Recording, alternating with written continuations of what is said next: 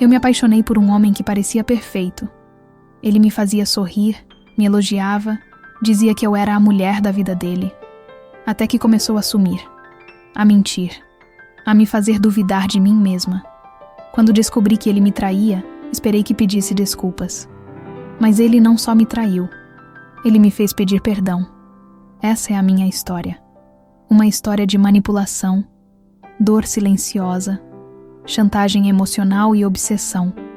Eu lutei contra o medo, contra a culpa, contra a voz que dizia que talvez a culpa fosse minha. Mas hoje eu sei, amar não deveria doer tanto. Se você já viveu algo assim, se já teve que engolir o choro só para manter alguém por perto, você vai entender cada palavra que eu digo aqui. Assista até o final e compartilhe com alguém que precisa acordar desse pesadelo disfarçado de amor. Eu sempre achei que fosse forte, independente, decidida, daquelas mulheres que enxergam mentiras a quilômetros. Sempre me disseram que eu era esperta demais para ser enganada, e talvez esse tenha sido o meu erro, acreditar que dor e inteligência não podiam coexistir. Quando conheci o André, fazia frio.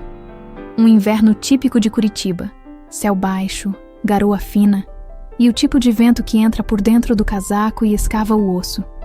Eu estava saindo do trabalho, atrasada para o metrô, quando tropecei no olhar dele. Ele me ajudou com os papéis que voaram com o vento e riu de um jeito que parecia derreter o clima. Tinha aquele charme seguro, não exagerado, mas calculado o suficiente para parecer natural. Pedi desculpas pelo tropeço, e ele respondeu: "Acho que tropeçar em mim foi o destino tentando dar um empurrão." Ridículo? Sim, mas naquela hora eu ri, e continuei rindo nas semanas seguintes. Quando percebi, ele já tinha meu número, meu tempo, meu riso, minha rotina, tudo. O início foi impecável. Flores no trabalho, café e surpresa, mensagens na madrugada dizendo que mal podia esperar para me ver de novo. Parecia apaixonado por cada detalhe meu.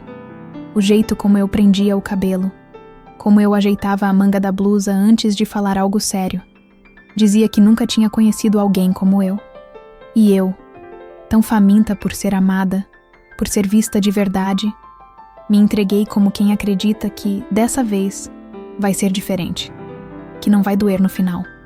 Nos 3 primeiros meses, ele fez questão de deixar claro: "Você é a mulher da minha vida." Eu respondia rindo: "Você nem conhece metade dos meus defeitos ainda." E ele sempre dizia: "Mesmo que conhecesse todos, eu escolheria você." Era isso que ele fazia. Escolhia palavras que criavam alicerces, mesmo que ele soubesse que nunca iria construir nada ali. Só me deixar presa. Começaram os sinais. Pequenos, silenciosos, quase imperceptíveis. Ele parava de responder mensagens por horas. Depois dizia que tinha dormido. Começou a sair com os amigos e esquecia de me avisar. Certa vez, vi uma curtida dele numa foto de uma mulher que claramente era mais do que uma colega de trabalho. Quando perguntei, ele sorriu, colocou a mão no meu rosto e disse: "Você tá insegura, amor? Isso não combina com você." E eu, envergonhada por sentir ciúmes, pedi desculpas. Sim, pedi desculpas. Essa foi a primeira vez. Comecei a me questionar. Se eu estava sendo neurótica. Se talvez eu estivesse exigindo demais. Ele dizia que precisava de espaço, que eu estava sufocando. Mas era ele quem vinha até minha casa sem avisar. Vasculhava meu celular. Perguntava onde eu estava a cada hora do dia. A diferença é que ele fazia isso sorrindo. Me chamava de meu amorzinho controlador, como se fosse uma piada. Mas quando eu fazia perguntas, ele se fechava. Me chamava de louca, de insegura. E pior, fazia parecer que eu era o problema. E eu comecei a acreditar. Aos poucos, fui me apagando. Deixei de sair com minhas amigas porque ele dizia que elas não gostavam dele. Parei de usar algumas roupas porque ele dizia que chamavam atenção desnecessária. Parei de pintar as unhas de vermelho porque ele dizia que era vulgar. A cada semana, alguma parte de mim era silenciada. E eu deixava. Porque toda vez que cedia, ele sorria. Me elogiava. Me fazia sentir amada de novo, só por alguns dias. E era nesses dias que eu me agarrava. na ilusão de que aquele homem ainda existia ali dentro. Que talvez, se eu fizesse tudo certo, ele voltaria a ser o mesmo. Até que veio o dia em que tudo que eu tentava ignorar me engoliu de uma vez. Era uma quinta-feira. Eu tinha saído mais cedo do trabalho para fazer um jantar surpresa. Ele tinha dito que estava sobrecarregado, que sentia saudade, que queria um tempo só nosso. Eu comprei vinho, preparei o prato que ele mais gostava, coloquei a playlist que ele dizia que lembrava a nossa história. Só que ele nunca chegou. Esperei até meia-noite. Liguei 3 vezes. Nenhuma resposta. Mandei mensagem. Visualizada, sem resposta. A comida esfriando, o vinho intacto, o som ainda tocando aquele jazz suave que agora só me embrulhava o estômago. Dormi com o rosto virado pro lado dele da cama, esperando. No dia seguinte, ele apareceu. Com os olhos cansados, o cabelo bagunçado, a roupa desalinhada. Disse que tinha dormido no carro, que teve um colapso emocional e que não me avisou porque não queria me preocupar. Eu chorei, abracei, disse que tudo bem, que só queria que ele estivesse bem. E ele ficou em silêncio por alguns segundos. Depois sorriu, aquele mesmo sorriso do primeiro dia, e murmurou no meu ouvido: "Eu sabia que você ia entender. Por isso eu te amo. Você é diferente das outras." Naquela hora, sem perceber, eu agradeci. Pelo descaso, pela ausência, pela mentira. E mais uma vez, pedi desculpas. Depois daquela noite, alguma coisa dentro de mim quebrou. E eu percebi isso não no momento da mentira, nem no silêncio do jantar que nunca aconteceu, mas na manhã seguinte, quando lavei os pratos intocados e guardei o vinho como se nada tivesse acontecido. Como se engolir a ausência dele fosse só mais uma parte do nosso cotidiano. Era como se eu tivesse me convencido de que ser ignorada fazia parte do amor. Como se esperar, doer e aceitar fosse um novo jeito de amar. Os dias seguiram como se ele não tivesse desaparecido. Ele voltou a me mandar mensagens como se nada tivesse acontecido. "Bom dia, meu amor. Tô com saudade. Você é tudo pra mim."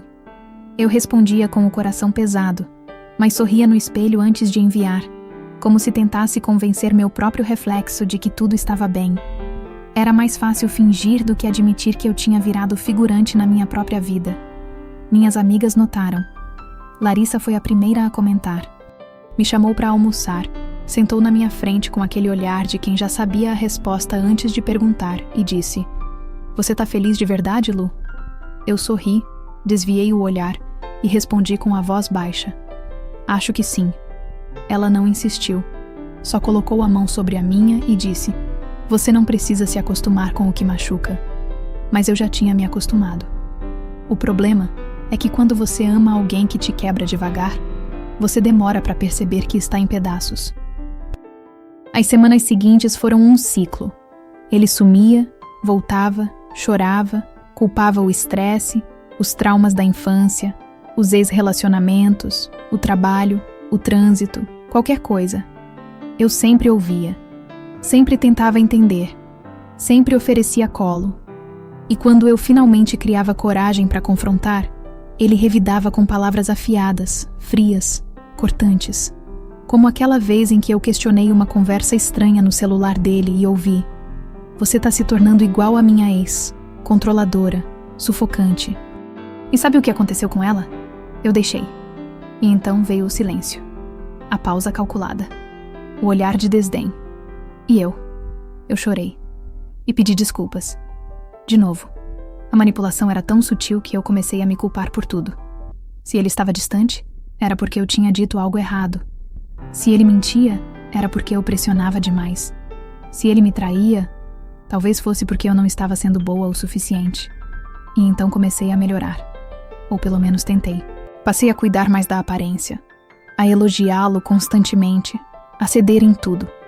Se ele queria sair com os amigos, eu dizia: "Vai, aproveita." Se ele queria espaço, eu me recolhia. Se ele queria silêncio, eu calava, só para ver se ele ficava. Se ele ainda me via. Até que uma noite, enquanto ele tomava banho, o celular vibrou. Era uma notificação simples, só um nome na tela. Mas o nome não era desconhecido.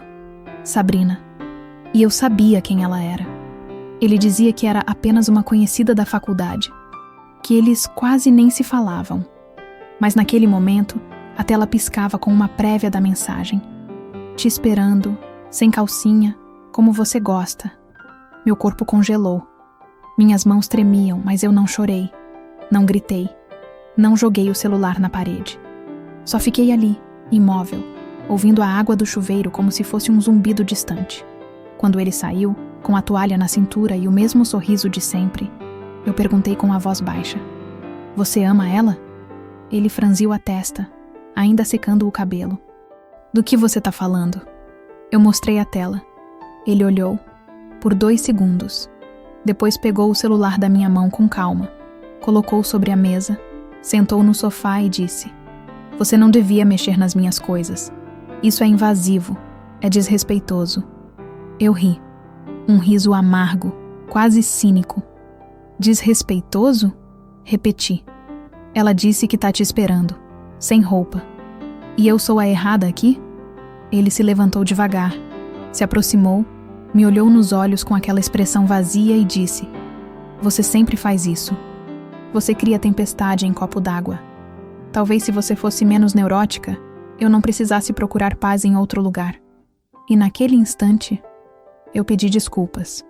Sim, mais uma vez, por ter lido a mensagem, por ter descoberto a traição, por não ser a paz que ele dizia precisar. Depois disso, não dormi. Ele foi embora, dizendo que precisava esfriar a cabeça. E eu fiquei ali, sentada na beirada da cama, encarando o vazio como se esperasse que alguma voz do além gritasse: Acorda! Mas o que veio foi o silêncio. E o silêncio sempre foi o lugar onde minhas dúvidas gritam mais alto. No dia seguinte, ele me mandou flores. Um buquê enorme com um cartão dizendo: Desculpa por ontem. Você é a mulher da minha vida. Não quero te perder. Me ligou dizendo que foi um momento de fraqueza, que ele estava confuso, que a outra não significava nada. Disse que se sentia um lixo, que merecia meu desprezo, mas implorava por uma segunda chance. Terceira, quarta. Quem estava contando? E eu quis acreditar, porque amar alguém que te destrói ainda é amar. E o vício emocional se parece muito com esperança quando você está carente de si mesma. Aceitei. Ele voltou. E por alguns dias foi como antes. Carinhoso, presente, atencioso. Me chamava de minha luz, dizia que sem mim a vida dele não fazia sentido. Mas eu já não era a mesma. Dormia leve, acordava com peso. Sorria por fora, mas por dentro sentia que algo estava à beira de desmoronar. Eu só não sabia ainda o quanto. Até que veio a mensagem da Larissa. Lu, preciso te contar uma coisa. Não sei se você vai me odiar, mas prefiro ser honesta. Eu vi o André, com outra, ontem. Eles estavam de mãos dadas. E se beijaram. O celular tremia na minha mão, como se soubesse que aquela mensagem mudaria tudo. Eu li e reli as palavras da Larissa, esperando que em alguma releitura o sentido fosse diferente. Que talvez fosse outro André, outro lugar, outro alguém. Mas eu sabia. Sabia que ela jamais me mandaria aquilo se não fosse verdade. Sabia que ela tinha hesitado por dias antes de reunir coragem para escrever aquelas palavras. E no fundo, eu já sabia que aquele beijo não era o primeiro. Talvez fosse apenas o primeiro, que eu não consegui desculpar com alguma mentira confortável. Demorei 30 minutos para responder, e escrevi só isso. Você tem uma foto? Ela mandou em segundos.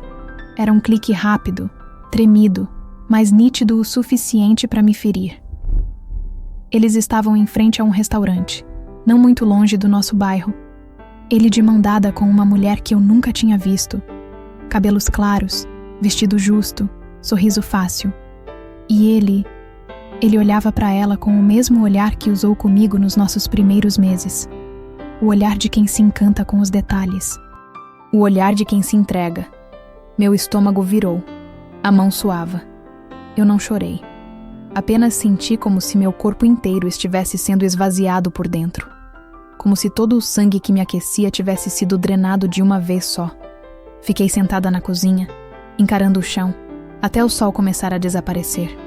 E então me levantei, peguei meu casaco e fui até a casa dele. Não bati. Não avisei. Eu tinha a chave. Ele mesmo me deu, meses atrás, num gesto que parecia um voto de confiança. É para você se sentir em casa, ele disse. Pois bem, eu entrei. A casa estava escura, silenciosa. O cheiro do perfume dele ainda impregnava no ar. Fui até o quarto. A cama bagunçada. Uma blusa feminina no chão. E não era minha. Peguei a blusa nas mãos como quem segura uma prova de um crime que todo mundo viu acontecer, mas ninguém quer falar sobre. Sentei na beirada da cama e fiquei ali, até ele chegar. O som da chave na porta me fez estremecer. Ele entrou com passos calmos, assobiando. Quando me viu, parou. Não parecia assustado, só surpreso, como se já esperasse que em algum momento eu fosse descobrir. Oi, ele disse fechando a porta. Você tá aqui? Levantei devagar, a blusa ainda nas mãos. Estendi para ele sem dizer uma palavra. Ele pegou, olhou por 2 segundos e murmurou. Isso não é o que parece. Quase ri. A frase clássica. O clichê dos infiéis. Então me explica. Pedi, com a voz baixa, mas firme. Ele passou a mão no cabelo, andou pelo cômodo como quem procura uma desculpa dentro da própria mente. E finalmente disse. Eu estava confuso. A gente estava numa fase difícil. Você tem estado distante, fria. Distante? Interrompi, sentindo a raiva subir pela garganta. Você sumia, me ignorava, mentia. E eu é que estava distante? Eu só queria me sentir desejado de novo. Ele respondeu como se isso justificasse o mundo ruindo aos meus pés. Ela não significou nada. Você olhava para ela como olhava para mim. Você segurava a mão dela como segurava a minha. Não me venha com não significou nada. Você só não teve coragem de terminar comigo. Ele suspirou, sentando no sofá, esfregando o rosto como se fosse ele quem estivesse cansado. Eu sou um merda, eu sei. Mas você também me pressionava muito. Às vezes eu sentia que você esperava demais de mim. E isso me sufocava. Esperava fidelidade. É demais? Silêncio. Então ele levantou, se aproximou, tentou segurar minha mão. Eu recuei. Me deixa falar. Ele pediu. Eu errei. Eu sou humano. Mas você também erra. Você sempre joga na minha cara tudo.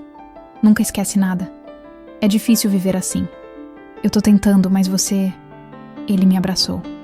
Eu, paralisada. Sentia a respiração dele no meu pescoço. As palavras vinham com um sussurro calculado. Fica comigo. A gente pode melhorar. Eu só preciso que você confie em mim de novo. Por favor. E então, como um soco que vem disfarçado de abraço, ele murmurou. Me perdoa. Aquele me perdoa não veio como um pedido. Veio como uma ordem disfarçada. Como se, mais uma vez, o errado fosse eu, por não ser compreensiva o suficiente. Por não aceitar que, no fundo, ele era só um homem quebrado, tentando se encontrar. Eu saí da casa sem dizer nada. Caminhei pela noite fria sem rumo, com os olhos secos e o peito cheio.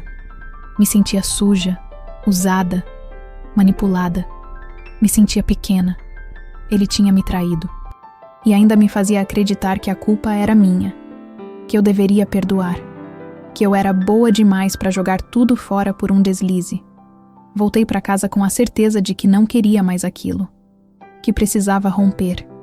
Que a dor da solidão seria menor do que a dor de continuar me perdendo em nome de um amor que não me reconhecia.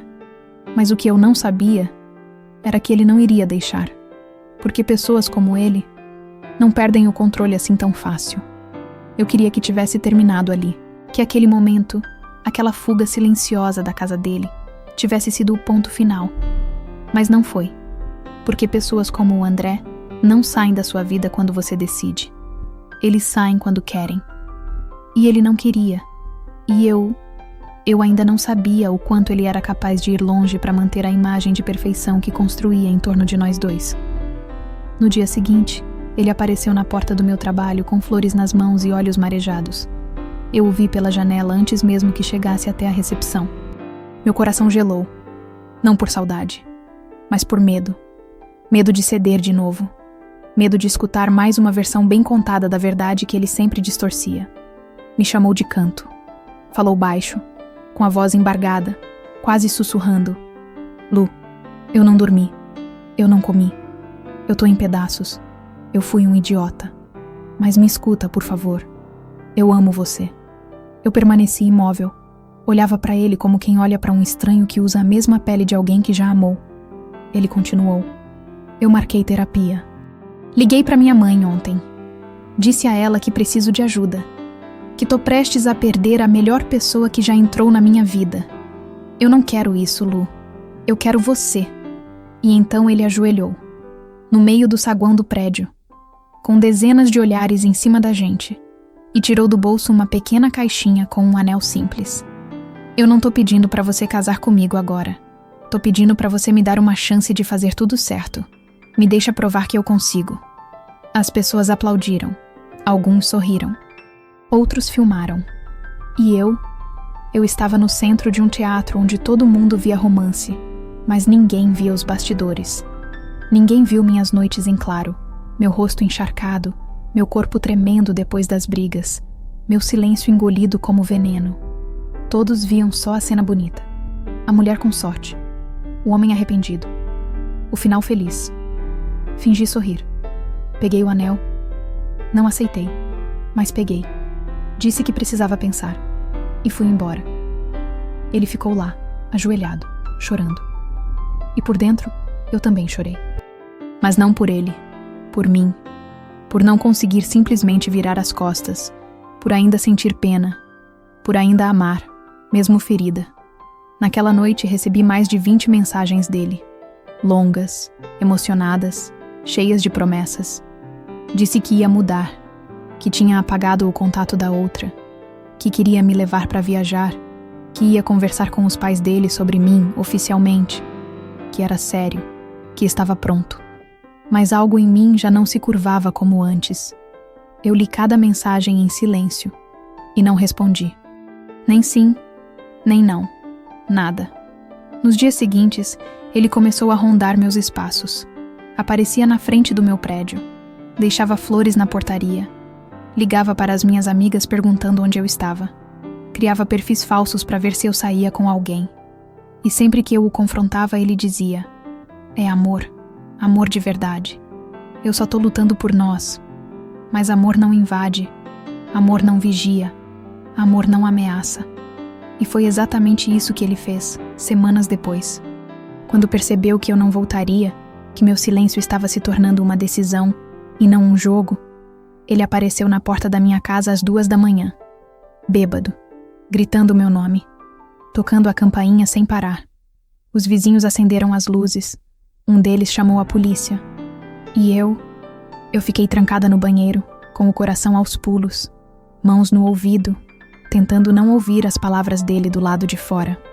Lu, abre essa porra. Eu sei que você tá aí. Você acha que vai me deixar assim? Depois de tudo? Você é minha, porra. Minha. A polícia o levou. Eu não desci. Só depois soube que ele chorou, que pediu desculpas aos agentes, que disse que só estava desesperado por amor. E no dia seguinte, recebi outra mensagem dele. Me perdoa. Eu tava bêbado. Eu tava mal. Você sabe que eu nunca te machucaria. Eu só tô perdido sem você. Foi a primeira vez que senti medo real. E decidi bloqueá-lo. De tudo. Redes, telefone, e-mail. Dias de paz. De reconstrução. Comecei a dormir melhor.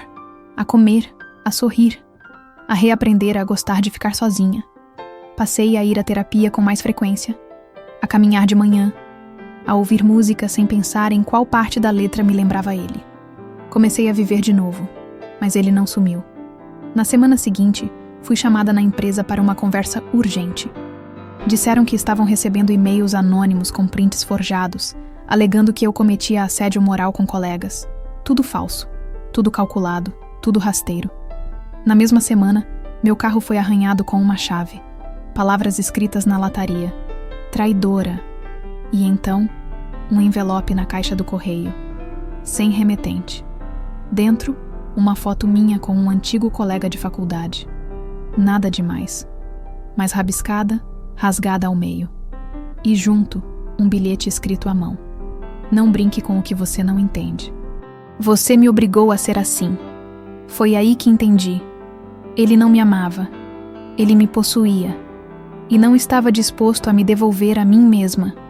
Depois daquele bilhete, eu parei de respirar com leveza. Dormir virou vigiar o teto. Caminhar até o carro era sempre uma roleta de paranoia. E cada passo parecia ecoar com uma pergunta que eu não queria responder. Até onde ele iria? Até onde alguém consegue ir quando o ego sangra mais que o coração?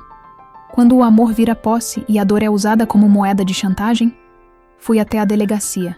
Mostrei o bilhete, as fotos, as mensagens que ainda tinha. O boletim de ocorrência foi feito, mas as palavras que ouvi do policial ficaram gravadas na minha memória. Sem provas diretas, a gente não pode fazer muita coisa. Mas qualquer outra ameaça, qualquer aproximação, liga imediatamente. Sem provas diretas. Era sempre assim. A ameaça caminha livre até que o sangue seja visível. E eu me recusei a esperar por isso.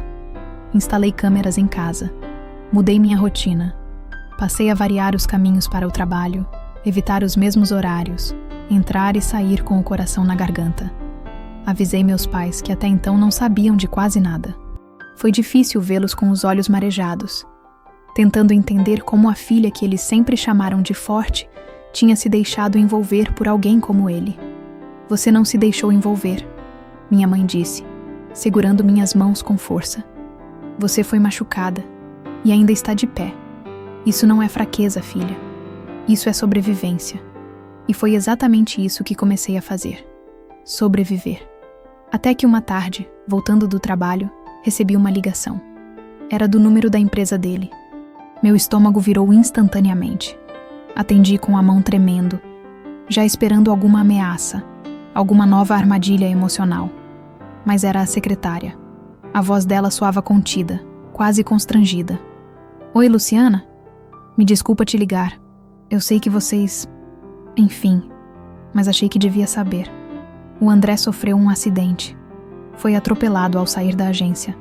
Tá no hospital. Passa bem, mas pediu para avisar você. Só você. Demorei alguns segundos para entender o que ela estava dizendo. Agradeci e desliguei. Fiquei imóvel, no carro, com o coração disparado. A primeira reação foi pânico. Depois veio a dúvida. Depois, a vergonha. Porque a verdade é que parte de mim pensou: isso é verdade ou é só mais um jogo? Fui até o hospital. E lá estava ele. Braço imobilizado, alguns cortes no rosto, mas nada grave. Me olhou como se eu fosse um milagre. Como se me ver ali fosse a prova de que ainda existia um laço entre nós dois. Sorriu fraco, fingindo dor, como quem atua para comover. Você veio, ele disse com os olhos cheios d'água. Não respondi. Fiquei de pé, ao lado da cama, olhando cada centímetro dele como quem procura as marcas da verdade num corpo que só sabe mentir. Eu pensei que se eu morresse, você nunca ia saber o quanto eu ainda te amo, ele sussurrou. Fechei os olhos por um segundo, respirei fundo e disse: isso não muda nada. Ele engoliu seco. As lágrimas escorreram, mas eu já não sentia pena, não sentia raiva, só um vazio, um cansaço imenso de tentar entender o que nunca teve sentido. Lu, eu juro, esse acidente me fez repensar tudo. Eu vi a morte de perto e entendi que nada vale a pena se eu não tiver você. Me perdoa por tudo. Me dá mais uma chance. Eu mudo. Eu já tô mudando. Olha pra mim. Você quase morreu e ainda tá tentando me manipular. Isso não é amor, André. Nunca foi.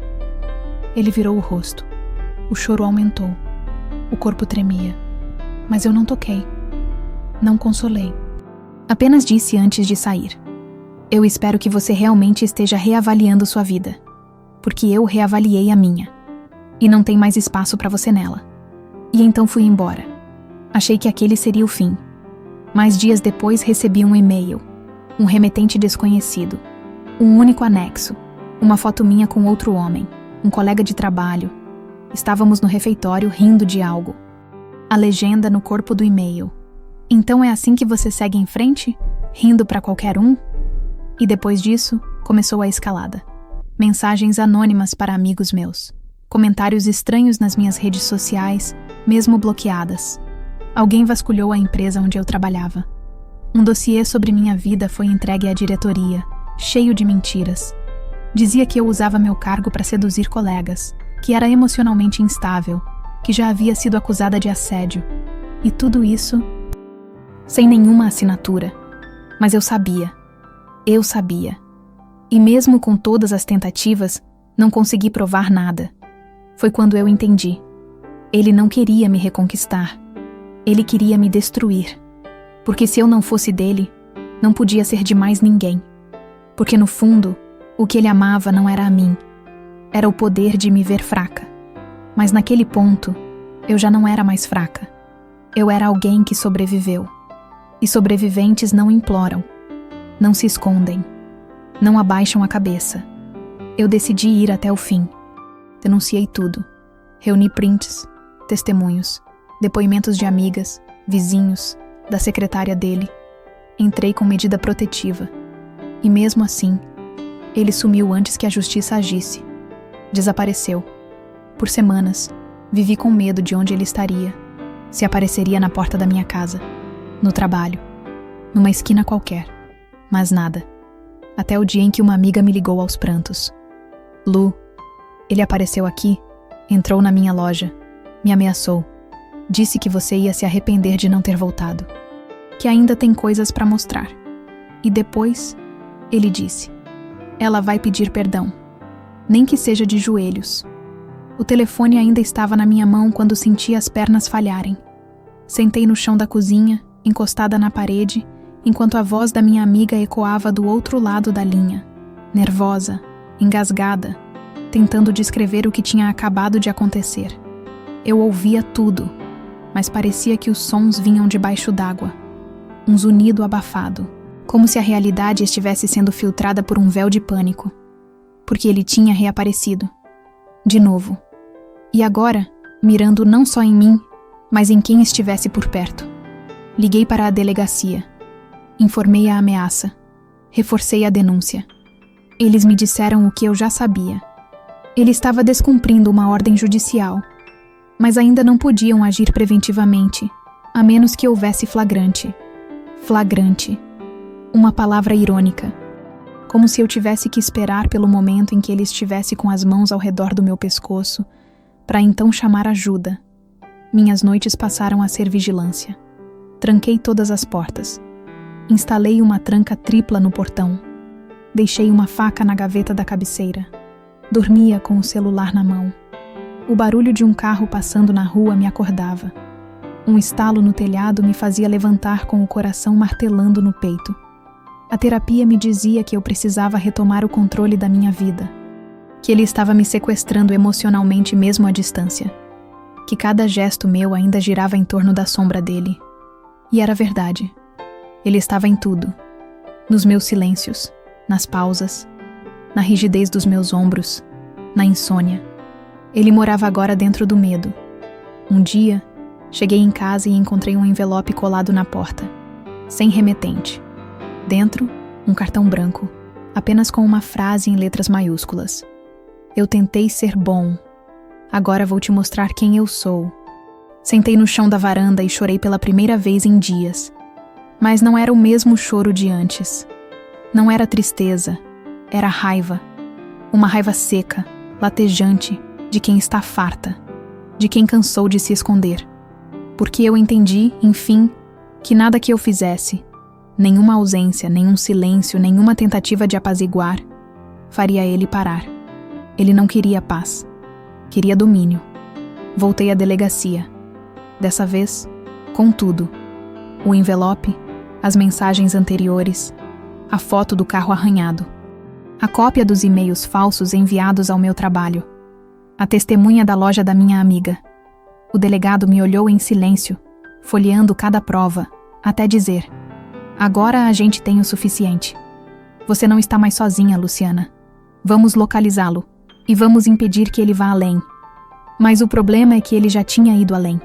Já tinha invadido meu corpo, minha paz, meu riso, me transformado em alguém que olha por cima do ombro em todo estacionamento, que sente culpa por confiar, que precisa reaprender a andar pela rua como quem não deve desculpas por viver. 2 dias depois, o celular tocou. Número desconhecido. Eu quase não atendi. Mas atendi. Era a mãe dele. A voz fraca, hesitante, mas estranhamente serena. Luciana, sou eu, a Vera. Desculpa te incomodar. Eu sei de tudo. Eu vi o que meu filho tem feito. Encontrei coisas na casa dele. Cartas, fotos, gravações. Ele está obcecado. E você corre perigo real. Eu tentei convencê-lo a buscar ajuda, mas ele se recusa. Fala de você como se fosse uma dívida não paga. Como se ainda estivesse esperando um pedido de perdão. Ele não é mais o mesmo. Ele não aceita o fim. E eu estou com medo do que ele pode fazer. O silêncio entre nós duas parecia durar uma eternidade. Eu não conseguia falar. Só respirava com dificuldade, como se a qualquer momento alguém fosse bater à minha porta. Você sabe onde ele está agora? Perguntei por fim. Não. Ele desapareceu há 2 dias. Disse que tinha um plano, que precisava fechar um ciclo, e deixou para trás uma pasta cheia de coisas suas. Até um guardanapo do restaurante onde vocês jantaram no aniversário, uma mecha do seu cabelo, um vidro com um perfume seu vazio. Senti meu corpo gelar. Não era apenas obsessão. Era ritual. Era um culto pessoal à minha existência. Como se ele colecionasse pedaços de mim para manter viva uma versão distorcida da nossa história. Como se me amar fosse também me possuir até nas sobras. Vera terminou a ligação pedindo perdão pelo filho. Disse que ia fazer o possível para ajudá-lo se ele voltasse. E me implorou. Cuide-se. Se puder, vá para outro lugar. Não fique sozinha. Naquela noite eu não dormi em casa. Fui para um hotel. Não avisei ninguém, exceto uma amiga de confiança. Acordei várias vezes assustada. Verifiquei a tranca da porta 12 vezes. Evitei abrir a cortina. E mesmo assim, tive a sensação constante de estar sendo observada. O tipo de medo que não precisa de provas, que vive no instinto. Na manhã seguinte, voltei ao meu apartamento com uma amiga. A porta estava intacta. Nada parecia mexido. Mas ao entrar, percebi o detalhe. No meu quarto, em cima do travesseiro, havia um envelope. Dentro, só havia uma folha, escrita à mão. Eu te avisei que isso não ia acabar até você me pedir perdão. E agora, você vai entender o que é realmente perder tudo. O bilhete sobre o travesseiro parecia pulsar, como se cada letra vibrasse no ar, me dizendo que ele esteve ali, dentro da minha casa, no meu quarto, respirando o mesmo ar que eu respiro, mexendo nas minhas coisas enquanto eu fugia, acreditando estar segura. A segurança, aliás, era uma palavra que já não fazia parte da minha realidade. Aquela folha branca, dobrada com precisão, escrita com a calma dos monstros que não têm pressa, me mostrou que ele não precisava gritar para ferir. Não precisava me tocar para destruir. Eu não gritei, não chorei. Eu congelei. Minha amiga, que estava ao meu lado, percebeu que algo estava errado antes mesmo de ler o conteúdo. Pegou o papel, leu em silêncio e depois só balançou a cabeça. Não disse nada, porque não havia mais o que dizer. Fomos direto à delegacia. Mostrei o bilhete, implorei por vigilância. O delegado, agora mais envolvido, mais ciente da gravidade, acionou medidas emergenciais. Um pedido de prisão preventiva foi solicitado com urgência, mas sabiam que não seria simples. André era esperto, não deixava rastros digitais, mudava de endereço e, pior, se dizia vítima de abandono. No mesmo dia, arrumei algumas roupas, documentos e fui para um abrigo temporário para mulheres sob ameaça. Lá, pela primeira vez em muito tempo, ouvi histórias que ecoavam a minha. Outras mulheres com olhos cansados, ombros pesados, vozes baixas. Cada uma carregava suas cicatrizes. Algumas visíveis, outras, como as minhas, invisíveis, mas não menos dolorosas. Foi nesse lugar que comecei a respirar de novo, mesmo entre muros altos e portas trancadas. Porque ali, ninguém me chamava de exagerada. Ninguém pedia para eu entender o lado dele. Ali, meu medo era validado e minha dor compartilhada. Mas mesmo no refúgio, ele ainda me rondava, como um vírus que sobrevive mesmo depois do corpo reagir. Chegou por mensagem de novo, mesmo com tudo bloqueado. Outro número, outra frase. Você pode se esconder, mas ainda vai me agradecer por tudo isso. No fim, vai entender que só eu te amei de verdade. Era isso. Ele acreditava mesmo nisso, que o que fazia era amor, que me vigiar, ameaçar, invadir, destruir eram formas de demonstrar afeto, que me quebrar era ensinar, que me ferir era amar com intensidade. A polícia passou a tratá-lo como foragido. A investigação se acelerou. Vasculharam os registros bancários dele, as câmeras das regiões próximas ao meu apartamento. Nada. Nenhum rastro. Até que um dia, ligaram da delegacia. Encontramos o carro. Estava abandonado em uma estrada rural a 40 quilômetros da cidade. Dentro, havia mais de 20 fotos suas, bilhetes, uma lista de lugares que você frequenta, rotinas, até o horário em que você costuma tomar café. Ele estava te vigiando há muito mais tempo do que você imaginava. A ligação terminou com uma frase seca. A situação é grave, Luciana. Ele não está apenas obcecado. Ele está preparado para algo maior. E foi aí que minha respiração se desfez de vez. Não era mais sobre relacionamento, sobre amor doentio, sobre saudade. Era sobre perigo real, sobre uma mente que se construiu em torno da minha existência e agora não aceitava a ideia de eu viver longe dela. E então aconteceu. Na tarde de um domingo, um e-mail, um anexo, um vídeo. Coração disparado, mão suando, garganta seca. O vídeo começava com a imagem dele, sentado em uma cadeira, num cômodo escuro, iluminado apenas por uma luz fria sobre sua cabeça. Os olhos fixos na câmera, a voz baixa. Olá, Lu, essa é minha última mensagem, porque você transformou tudo que era bonito em escuridão, porque preferiu fugir do que curar comigo. Mas tudo bem, eu entendi. E agora, você vai entender também. Vai entender o que é perder. Vai entender que quando alguém te ama de verdade, ele vai até o fim para te provar isso. Até o fim. A câmera girava devagar. E por um momento, meu mundo escureceu. Ali, no fundo da imagem, estava minha cadela. Presinha. Assustada. Ofegante. Ele tinha levado minha cadela. A única coisa que me acompanhava nos últimos 4 anos. A única presença que me fez companhia durante as noites mais longas. A única que nunca me julgou, nunca me cobrou, nunca me feriu. Minha alma gritou. Eu quis quebrar o monitor. Quis gritar até vomitar o ar, mas só consegui cair de joelhos e soluçar. O vídeo seguia. Ela está bem, por enquanto. Mas isso depende de você. Eu deixei um endereço no final desse vídeo. Só você pode ir. Sem polícia, sem amigos, sem drama.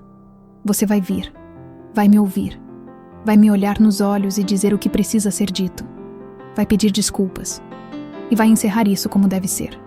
A tela apagou. O e-mail tinha o anexo. Um endereço.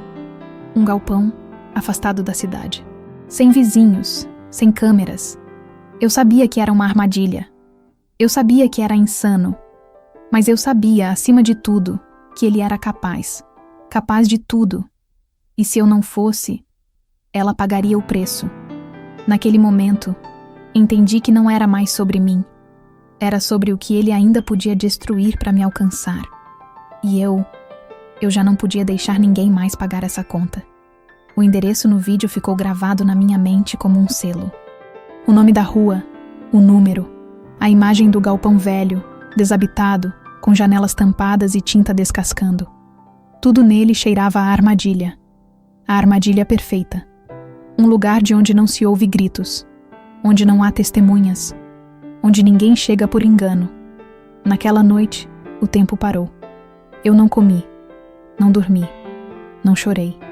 Apenas fiquei sentada, olhando para o e-mail, com a cabeça encostada na parede e o corpo paralisado pela dúvida mais cruel. Ir ou não ir. Porque não se tratava de mim. Se tratava dela. Da minha cadela.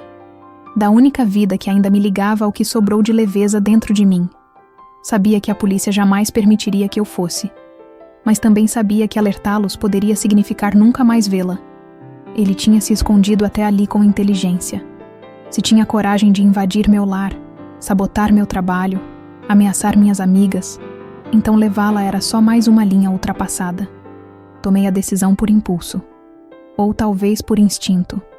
Deixei uma carta com tudo. Prints, vídeos, bilhetes, localização, planos. Avisei uma única pessoa. Disse: se eu não voltar até as 21h, entrega isso à polícia. Tudo. Agora é comigo. Peguei o carro e fui. A estrada parecia mais escura do que em qualquer outro dia. Os postes de luz rareavam. O ar parecia mais denso. Cada curva me fazia respirar mais fundo, como se eu pudesse sufocar a ansiedade antes que ela me tomasse por completo. Quando cheguei perto do galpão, estacionei o carro escondido a uma distância segura. O resto do caminho, fiz a pé. O lugar era exatamente como imaginei. Silêncio absoluto. Portas enferrujadas. Um cheiro estranho, de mofo e gasolina. Caminhei até a entrada. A maçaneta estava destrancada. Empurrei devagar. A madeira rangeu. E ali dentro, só a penumbra. A primeira coisa que vi foi ela, minha cadela, amarrada num canto, com olhos assustados, mas viva. Assim que me viu, tentou se levantar. Choramingou. Meu peito explodiu em desespero e alívio ao mesmo tempo. Dei um passo à frente. E foi quando ouvi a voz dele. Eu sabia que você viria. Ele estava na sombra, sentado, os cotovelos apoiados nos joelhos, os olhos fixos em mim. Magro, olheiras fundas, cabelos desgrenhados, mas ainda com aquele mesmo olhar. O olhar de quem acredita que tem razão, mesmo diante do próprio abismo. Você não trouxe ninguém, né? Ele perguntou. Balancei a cabeça. A voz não saía. Eu queria gritar, correr, abraçar minha cadela e sair dali. Mas meu corpo estava congelado. Eu só queria te ver uma última vez. Ele continuou se levantando. Ouvir da sua boca. Entender onde foi que tudo desandou. Porque eu dei tudo, Lu. Tudo. E você virou as costas como se eu fosse um erro. Por que foi? Consegui dizer, enfim. Foi tudo um erro. Você. Eu. Essa ideia doentia de amor que você criou. Ele riu. Um riso triste. Descontrolado. Começou a andar pelo galpão como quem revira pensamentos antigos. Você me transformou nisso, ele disse. Você fez eu acreditar que podia ser amado, e depois arrancou isso de mim. E agora quer me chamar de monstro? Você é um monstro. Não porque amou demais, mas porque nunca soube amar. Porque confundiu controle com carinho. Porque tratou minha liberdade como uma afronta.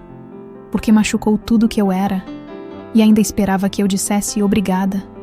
Ele parou. Me encarou por um segundo. Então respirou fundo. Eu só queria que você pedisse perdão. Uma vez. Que dissesse: André, me desculpa. Só isso. E por quê? Perguntei. Por sobreviver? Por escapar de você? Por continuar viva depois que você tentou me apagar? Silêncio. Então ele se aproximou da minha cadela. Se agachou. Passou a mão sobre ela e disse: eu não ia machucar ela. Só queria garantir que você viesse. Você sabe disso. Você sequestrou um ser vivo, André. Você me perseguiu. Me aterrorizou. Me expôs. Isso não é amor. Isso é tortura. Ele ficou em silêncio por longos segundos. Depois, andou até uma caixa no canto da sala. Pegou uma chave. Juntou-se à minha cadela e soltou as amarras. Ela correu até mim, se encolheu aos meus pés. Me olhou como quem diz: vamos embora. Pronto, ele disse. Tá livre, vai embora. Mas antes, ele tirou um envelope do bolso, estendeu na minha direção. Aqui tem tudo: provas, mensagens, registros. Me entrega, me denuncia. Eu vou sumir mesmo. Só queria que você me olhasse nos olhos uma última vez. Peguei o envelope. Os dedos dele tremeram, olhos vermelhos. Não havia redenção ali, só ruínas. Eu não disse mais nada. Me virei, saí. Do lado de fora, minha amiga já estava com a polícia. Tudo cronometrado. Eles o prenderam sem resistência. Como se ele já soubesse. Como se ele tivesse vindo ali só para ser capturado pela última vez. Depois disso, foram meses de reconstrução. Processos. Medidas definitivas.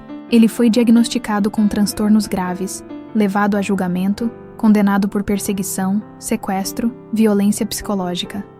Hoje, está internado em regime fechado. Minha vida voltou? Não. Nunca volta. Mas eu voltei a viver. Aprendi que o amor nunca vem no formato de dor. Que ninguém merece precisar pedir desculpas por ter sobrevivido a um relacionamento abusivo. Que a culpa não é de quem foge, é de quem prende. Minha cadela dorme tranquila agora. Eu também. Não todos os dias, mas quase. E se você está lendo isso e se reconhecendo em alguma parte, não espere mais. Não peça perdão por sentir, porque o verdadeiro amor nunca exige que você se ajoelhe. Deixe seu like se você já viu alguém pedir perdão, pelo erro dos outros.